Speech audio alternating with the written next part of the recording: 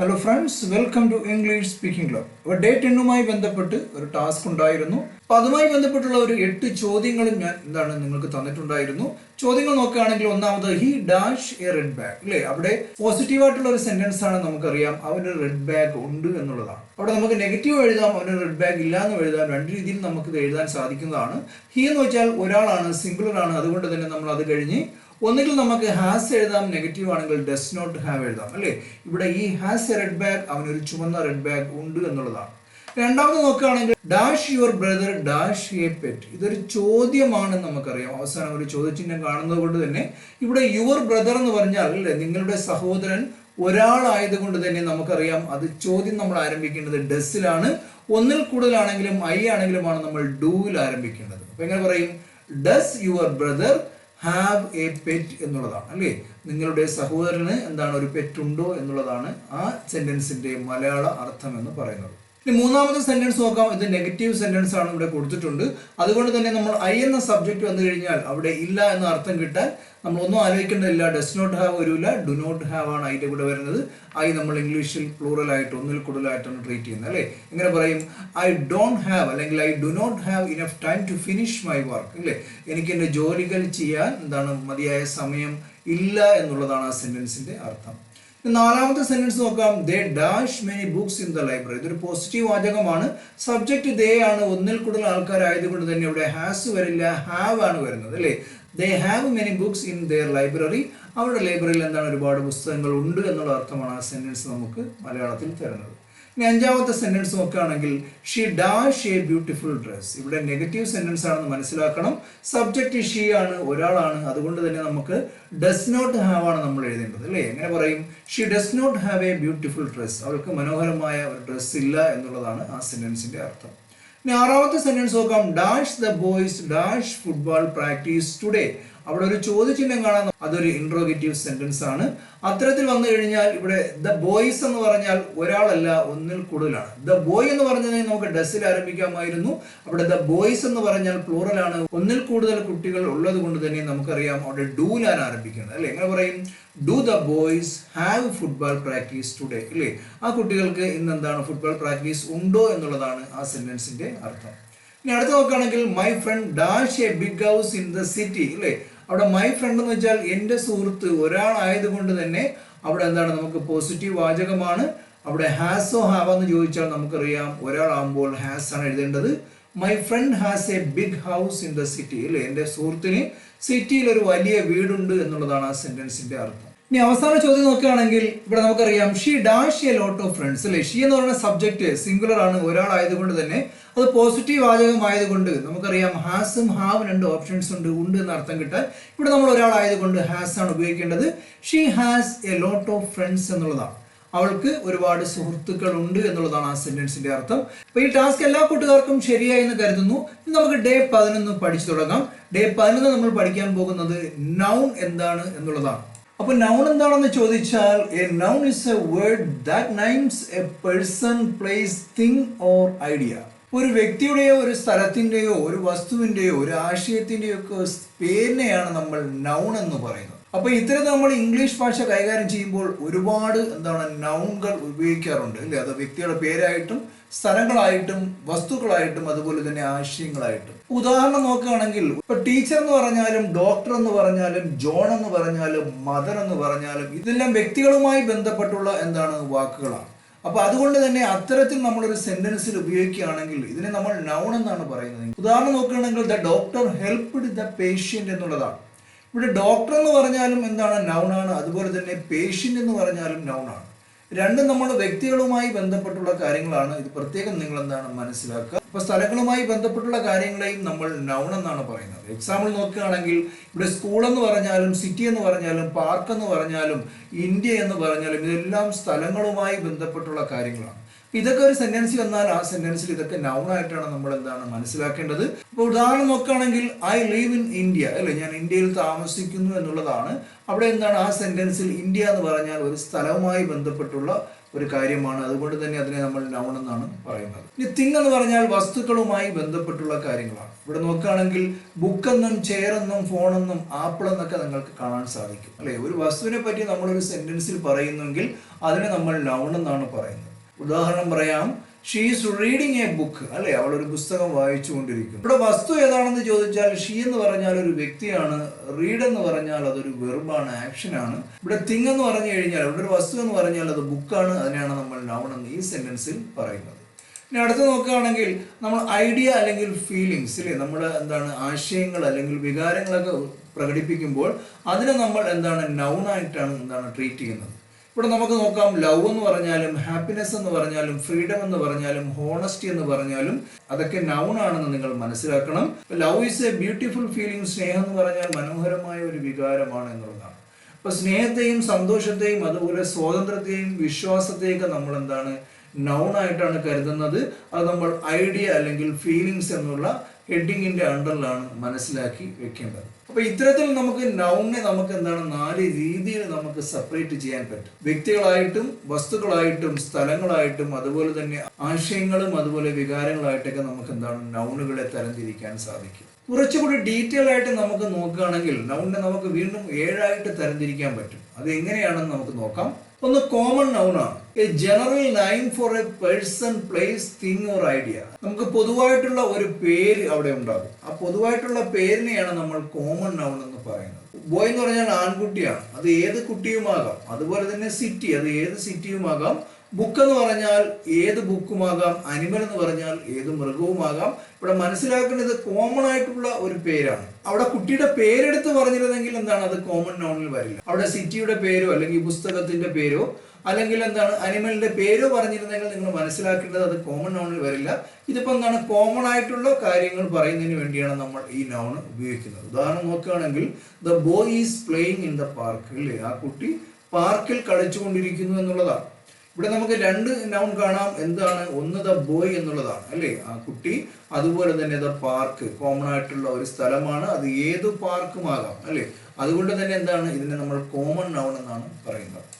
ഇനി രണ്ടാമത് proper noun ആണ്. ഇവിടെ നമ്മൾ കോമൺ നൗണിൽ വ്യക്തമായ ഒരു പേരോ കാര്യങ്ങളോ ഒന്നും പറഞ്ഞില്ല. ഇവിടെ നമ്മൾ പൊതുവായിട്ടുള്ള പേര് മാത്രമാണ് പറഞ്ഞിട്ടുള്ളത്.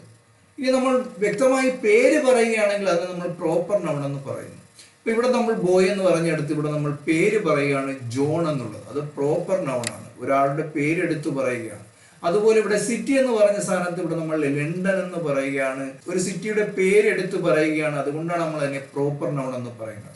ഇനി ഖുറാൻ എന്ന് പറഞ്ഞു കഴിഞ്ഞാൽ നമുക്കറിയാം അതൊരു ബുക്കിന്റെ പേരാണ്. അപ്പൊ പേരെടുത്ത് പറഞ്ഞത് കൊണ്ട് തന്നെ അത് പ്രോപ്പർ നൗൺ ആണ്. അതുപോലെ തന്നെ നമ്മളൊരു ബ്രാൻഡിന്റെ പേര് പറയുകയാണ്, അവിടെയാണ് കൊക്കക്കോള എന്ന് പറഞ്ഞു കഴിഞ്ഞാൽ ഒരു ബ്രാൻഡിന്റെ നെയിമാണ്, പേരാണ്, എടുത്തു പറയുന്നത് കൊണ്ട് തന്നെ അത് നമുക്ക് പ്രോപ്പർ നൗൺ ആയിട്ടാണ് പറയേണ്ടത്. പൊതുവായിട്ടുള്ള പേരുകൾ പറയുമ്പോൾ അതിന് നമ്മൾ കോമൺ നൗൺ എന്നും, ഒരു സ്പെസിഫിക് നെയിം ആ പൊതുവായിട്ടുള്ള പേരുകളിൽ പ്രത്യേകിച്ച് നമ്മൾ ഓരോ പേരും എടുത്തു പറയുന്നതിന് നമ്മൾ പ്രോപ്പർ നൗൺ എന്നാണ് പറയുന്നത്. ഉദാഹരണം നോക്കുകയാണെങ്കിൽ, ജോൺ ലീവ്സ് ഇൻ ലണ്ടൻ അല്ലെ, ഇവിടെ ജോൺ എന്ന് പറഞ്ഞ വ്യക്തിയും പ്രോപ്പർ നൗൺ ആണ്, കാരണം ഒരു വ്യക്തിയുടെ പേരെടുത്ത് പറഞ്ഞിട്ടുണ്ട്. അതുപോലെ തന്നെ ലണ്ടൻ എന്ന് പറഞ്ഞു കഴിഞ്ഞാൽ ആ സിറ്റിയുടെ പേരും എടുത്തു പറഞ്ഞത് കൊണ്ട് തന്നെ ഇത് പ്രോപ്പർ നൗൺ ആണെന്ന് നിങ്ങൾ മനസ്സിലാക്കി വെക്കണം. ഇനി അടുത്ത് നമുക്ക് കോംപ്ലീറ്റ് നൗൺ എന്താണെന്ന് മനസ്സിലാക്കാം.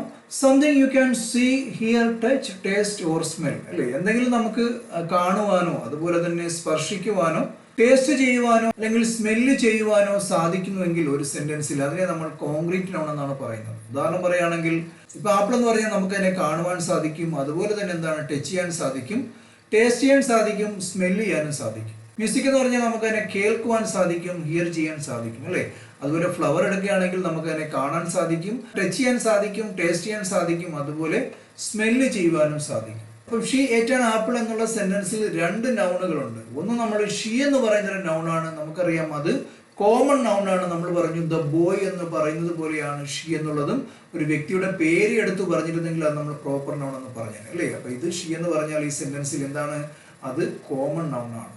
അതുപോലെ ഇവിടെ ആപ്പിൾ എന്ന് പറഞ്ഞു കഴിഞ്ഞാൽ നമുക്ക് അതിനെ കാണുവാനും ടച്ച് ചെയ്യാനും ടേസ്റ്റ് ചെയ്യുവാനും സ്മെല് ചെയ്യാനും സാധിക്കുന്നത് കൊണ്ട് തന്നെ നമുക്ക് അതിനെ കോൺക്രീറ്റ് നൗൺ എന്ന് പറയുവാൻ സാധിക്കും. ഇതിന് നേരെ ഓപ്പോസിറ്റ് ആണ് നമ്മൾ അബ്സ്ട്രാക്റ്റ് നൗൺ എന്ന് പറയുന്നത്. ഒരു കാര്യം നമുക്ക് കാണുവാനോ കേൾക്കുവാനോ ടച്ച് ചെയ്യുവാനോ അല്ലെങ്കിൽ ടേസ്റ്റ് ചെയ്യുവാനോ സാധിക്കുന്നില്ല എങ്കിൽ അതിനെ നമ്മൾ അബ്സ്ട്രാക്റ്റ് നൗൺ എന്ന് പറയും.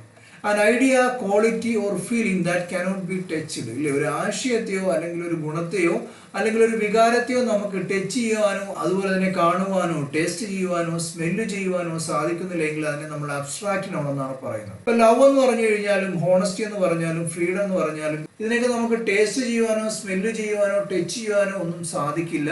അതുകൊണ്ടാണ് നമ്മൾ ഇതിനെ അബ്സ്ട്രാക്റ്റ് നൗൺ എന്ന് പറയുന്നത്.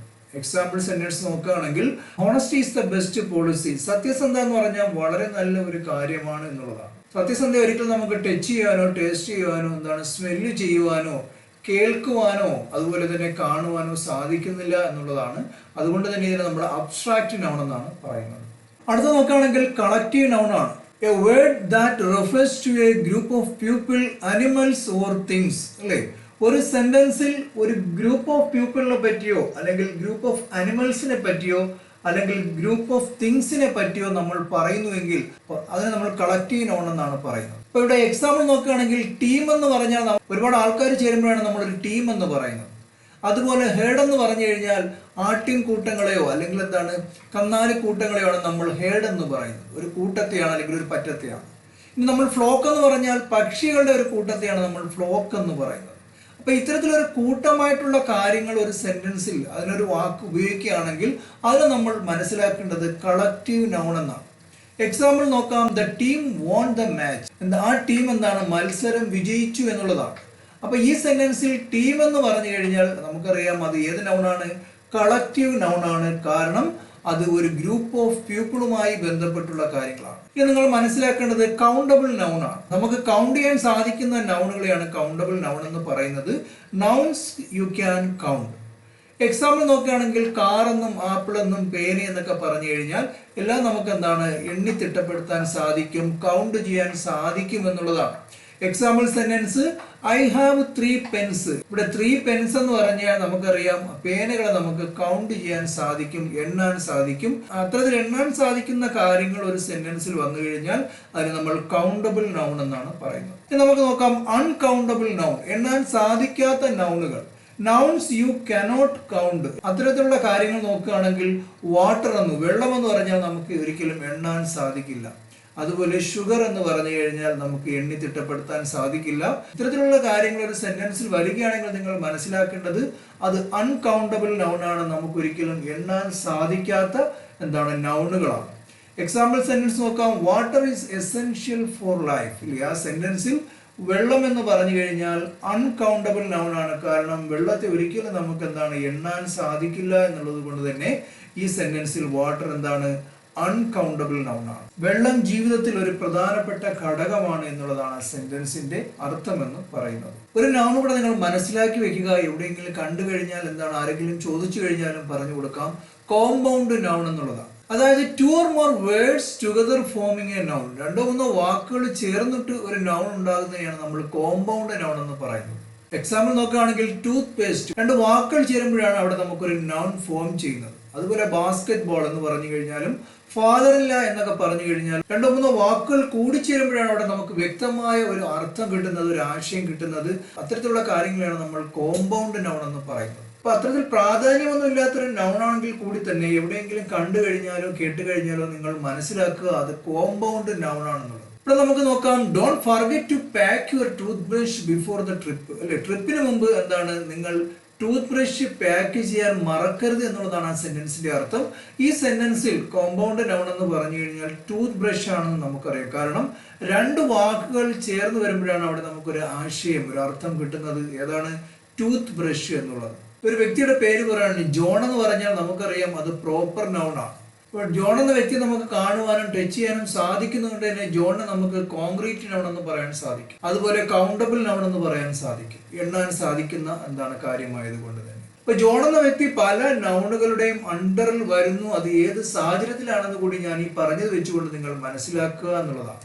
നമുക്ക് കുറച്ചുകൂടി ഡീറ്റെയിൽ ആയിട്ട് നോക്കുകയാണെങ്കിൽ ഇവിടെ നിങ്ങൾക്ക് 7 നൗൺ കാണാം. Common, proper, countable, uncountable, concrete, abstract and collective. ഇതിൽ ഇവിടെ കൊടുത്തിരിക്കുന്ന ആപ്പിൾ എന്നും വാട്ടർ എന്നും ടീം എന്നും ലവ് എന്നും ഇന്ത്യ എന്നും ഹാപ്പിനെസ് എന്നും തുടങ്ങിയിട്ടുള്ള നൗണുകൾ ഇതിൽ നമ്മൾ പഠിച്ച ഏതൊക്കെ നൗണുകളുടെ അണ്ടറിലാണ് വരുന്നതെന്നാണ് ഇവിടെ കൊടുത്തിരിക്കുന്ന ഈ ടേബിളിലൂടെ നിങ്ങൾ മനസ്സിലാക്കേണ്ടത്. നമ്മൾ ആപ്പിൾ എടുക്കുകയാണെങ്കിൽ ഇവിടെ നിങ്ങൾക്ക് കാണാം ആപ്പിൾ കോമൺ ആണോ പ്രോപ്പർ ആണോ എന്ന് ചോദിച്ചാൽ കോമൺ ആണ്. എന്തുകൊണ്ടാണെന്ന് ചോദിച്ചാൽ പ്രോപ്പർ എന്ന് പറഞ്ഞാൽ ഒരു പർട്ടിക്കുലർ നൈം ആണ്, ഒരു സ്പെസിഫിക് നൈം പറയുക എന്നുള്ളതാണ്. ആപ്പിൾ നമുക്ക് ഗ്രീൻ ആപ്പിൾ ഉണ്ട്, റെഡ് ആപ്പിൾ, ഇങ്ങനെയൊക്കെ നമുക്ക് സെപ്പറേറ്റ് ചെയ്യാൻ പല പേരുകളിലും പറയുവാൻ സാധിക്കുന്നത് കൊണ്ട് തന്നെ അവിടെ നമ്മൾ കോമൺ ആയിട്ടാണ് ആപ്പിൾ എന്നുള്ള ആ പേരിനെ നമ്മൾ ഉപയോഗിക്കുന്നത്. അതുകൊണ്ടാണ് അത് പ്രോപ്പറിന്റെ അണ്ടറിൽ വരാത്തത്.